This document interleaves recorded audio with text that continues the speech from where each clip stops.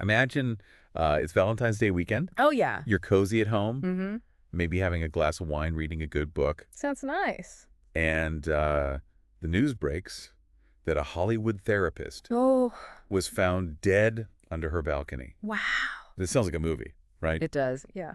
But this is the reality for Amy Harwick. Yeah. And today we're going to be diving into the story behind her tragic murder. What's really unsettling about this case is that Amy dedicated her life to helping other people escape. Right. The very thing that took her own life. Yeah. Domestic violence. She was so successful Mm-hmm. as a marriage and family therapist. Right. She worked with clients in Hollywood, Yeah. struggling in toxic relationships. Really sad. But beyond that, she was just a vibrant woman Absolutely. with a diverse past. Yes. I mean, she had been a model, a dancer, Uh-huh. even dabbled in photography. I did not know that. Yeah. And, she was engaged to Drew Carey at one point, Oh, wow, yeah. which brought a lot of media attention to the case. Oh, right. Sadly. But we're here to focus on Amy, Yeah. the woman behind the headlines, and try to understand how this all happened. Absolutely. It's always important to remember that behind every headline, Yeah. there's a human story. Yeah. And in this case, it's just such a heartbreaking loss. So let's rewind to the early morning hours Okay. of February 15th, 2020. Right. The scene is Amy's Hollywood Hills home. Okay. Her roommate, Michael Herman, Mm-hmm. makes a frantic 911 call. Oh, no. He finds Amy fatally injured Oh, my. beneath her balcony. So at the scene, Yeah. initially things were really confusing for the investigators. Yeah. There was a shattered French door, Okay. signs of a struggle in her room, All right. and there was a syringe Right. that first responders actually thought was heroin. Wow. But later on, thanks to a tip Mm-hmm. from a previous case, Okay. they realized it actually contained nicotine. Nicotine. Yeah, That's pretty unusual, isn't it? it is. As a murder weapon. I mean, And that unusual detail really helped investigators piece together Wow. what happened. yeah. And it eventually led them to Gareth Pursehouse, Okay. who was an ex-boyfriend of Yeah. Amy's from almost a decade earlier. Wow. So this wasn't a recent relationship, No. right? But still, clearly, there were some issues Yeah. that hadn't been resolved. Not at all. Their relationship Yeah. was, Trope. to say the least. Yeah. Amy had even filed a restraining order Oh, wow. against him, Okay. although it had expired by the time of her death. It's scary to think about how seeking legal protection It is. doesn't always guarantee safety. It doesn't. And this Yeah. detail really just shows you Right. how difficult it is Mhm. to escape these situations. Yeah. And the fact that Amy, who is an expert in this field, Right. ended up being a victim herself Yeah. was just shocking. It really makes you wonder, It does. how could this happen to someone Yeah. with her background? Especially with her background. Yeah. To get a sense of the loss here, Okay. I think we should talk about one of Amy's clients Okay. who credits Amy Yeah. with helping her Well, okay. find safety and healing Wow. from a similar situation. So she was also being stalked and terrorized She was by an ex. by an ex-boyfriend, yeah. Her perspective really shows It does. the impact that Amy had Yeah, on the people she worked with. absolutely. And it's not just her clients Right. who felt this loss deeply. Yeah. Drew Carey, Mm-hmm. years after the murder, Yeah. opened up Okay. about his love for Amy Wow. in a really emotional interview. Yeah. He talked about how much he loved her Mm-hmm. and their plans to reconnect Wow. before her death Yeah. and his support for her family Mm. throughout the entire trial. What a stand-up guy. He even helped arrange transportation Oh, wow. for her friends to be able to attend the funeral. It's really a testament to the lasting impression Yeah. that Amy left. On everyone who knew her. Absolutely. And then there's that voicemail Right. that Pursehouse left Mm-hmm. on Amy's phone Right. shortly before she died. Do you want to hear it? I think it's important for our listeners to hear Okay. so they can understand the level Yeah. of desperation, Let's set obsession up for it. in his voice. Okay. Wow, the desperation. You can Stand just up. feel it. Absolutely. That voicemail combined with some other details that Mhm. came out during the trial Right. really paint a disturbing picture. I bet. I mean, like surveillance video showing Pursehouse Oh, no. disabling security cameras Oh, wow. at Amy's home. That's scary. And, remember all those text messages Yeah. that he was sending Oh. to other women Yeah. at the same time? Oh, really? That he was on a date Wow. just hours after Amy's death. No remorse. Not at all. The trial itself was grueling. I bet. Especially for Amy's parents, Right. Penny and Tom, Yeah. who attended every single day. But wow. Imagine having to relive I can't even imagine. this horrible nightmare Yeah. over and over again Right. while listening to the defense try to shift the blame Oh, really? onto Amy. What did they say? Their strategy was to imply that Amy's fall from the balcony was an accident. Really? Yeah. So they were trying to say that she was responsible Exactly. for her own death. Yeah, they even presented a photo of her Okay. sitting on a balcony as evidence, Wow. but they couldn't even prove All it right. was her balcony. Oh, my gosh. It's just a classic case of victim blaming. Yeah, it really is. But the good news is the jury didn't buy it. That's good. Yeah. So what did the prosecution focus on? Well, they did a good job highlighting the evidence, Mm-hmm. especially that unusual murder weapon, Right. the nicotine syringe. I mean, it's Yeah. not like he just happened to have one. Right. Yeah. Lying around, Exactly. they argued it was deliberate. Right. And it showed he planned this. It's just hard to imagine what everyone went through I know. emotionally, It's just awful. especially Amy's parents. Especially that, yeah, there was one moment Yeah. during a break in the trial Okay. when Penny, Amy's mom. yeah, Yeah. ran into Pursehouse's mother. Oh, wow. And even though she was grieving, Yeah. she showed so much compassion Wow. and offered her condolences. That's incredible. It really speaks to Penny's character Yeah. and the kind of family that Wow. Amy came from. Yeah. That even in this horrible situation, Right. she could still find it in her heart Mm. to offer kindness. So after all the testimony and deliberation, Yeah. what was the verdict? The jury found Purshouse guilty Okay. of first-degree murder. And what did that actually mean? It means that they determined that the killing was planned and intentional. So the most serious charge.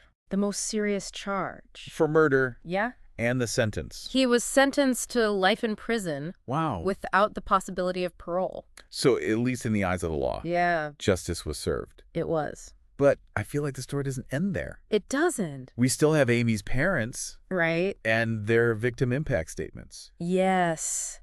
At the sentencing hearing, Penny gave a really powerful statement. Okay. She talked about how Pursehouse's hands Mm-hmm. may have been the ones to harm Amy, Yeah. but they weren't the last ones to touch her.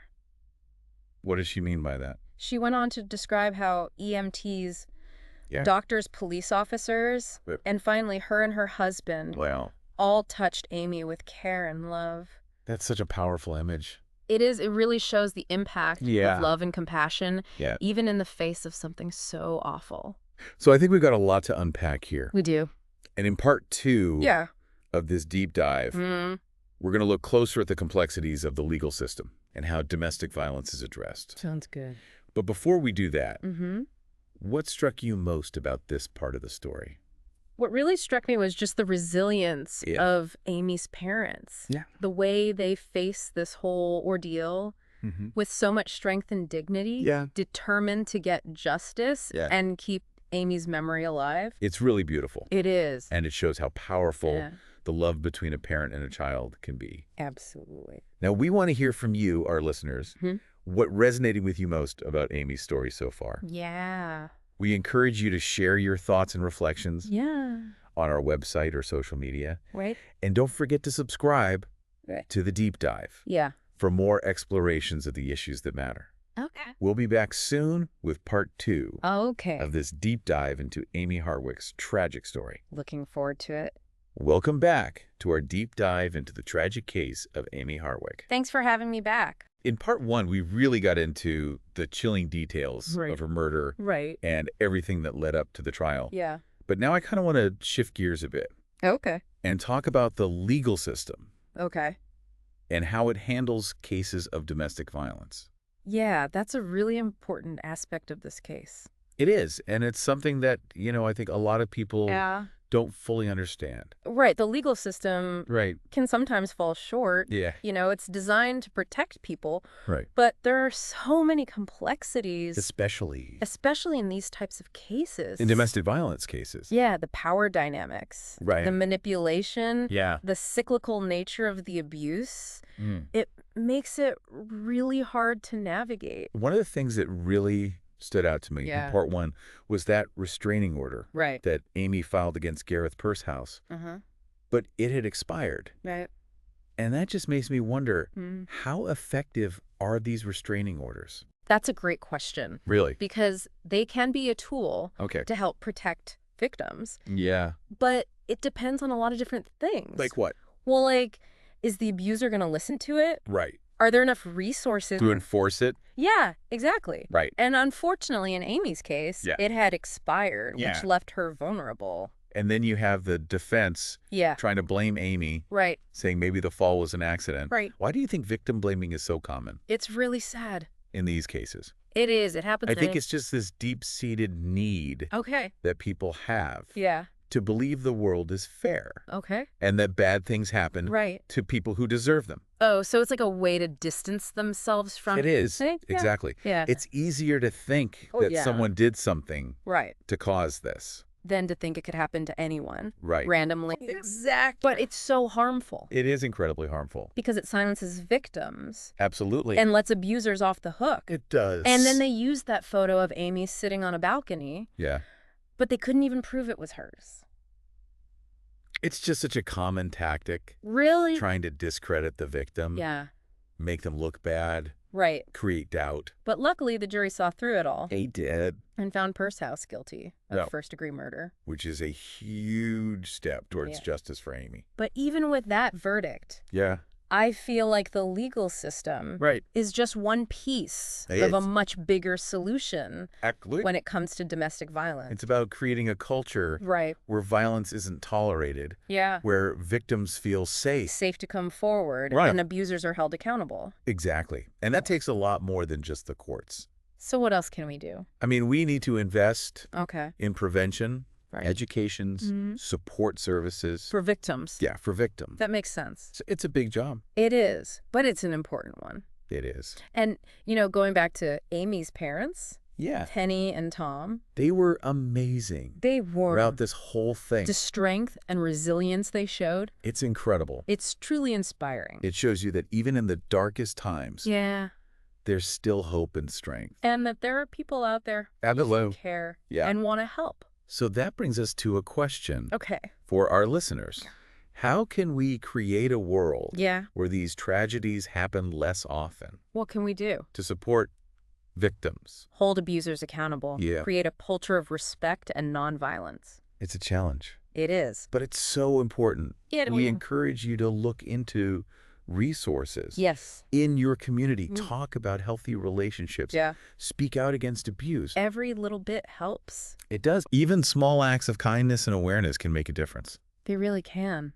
Amy's legacy lives on in the work of so many people It does. dedicated to ending domestic violence Yeah. and supporting survivors. Absolutely. Let's honor her memory by working together Yes. to create a safer and more just world. I completely agree. And be sure to join us for part 3 Okay. of this deep dive. Yeah.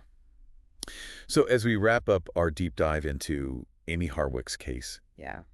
I think it's important to shift our focus Okay. from the tragedy itself Right. to the Yeah. bigger issue, Mm-hmm. domestic violence. Absolutely. It's something that affects So many people. so many people Yeah. and families. It's a global problem. It is. And as we've seen, Sadly. it can have devastating consequences. It's often hidden, though, right? Yeah. Behind closed doors. Mhm. People don't want to talk about it. It's that secrecy and shame Exactly. that just perpetuates the cycle of abuse. Yeah. We need to break the stigma. Talk about it openly. I think before we go any further, Okay. we should be clear about what we mean Yeah. by domestic violence. You can point. It's not always physical. Right.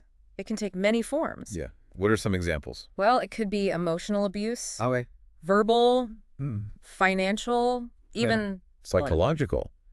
it can be really subtle It can. and hard to recognize. Absolutely. So how do we spot the signs That's a great question. if it's not always physical? Right. We'll look for things like Eh. excessive jealousy, Okay. possessiveness, Yeah. trying to control you, Okay. isolating you from friends and family, Yeah. constant criticism, Yeah. belittling you, That's- threats, intimidation. Basically anything to control you or Exactly. manipulate you. Right. Make you feel bad. Yeah. If someone's trying to control you, Right. that's not okay. No. And abusers use a lot of different tactics. Like what?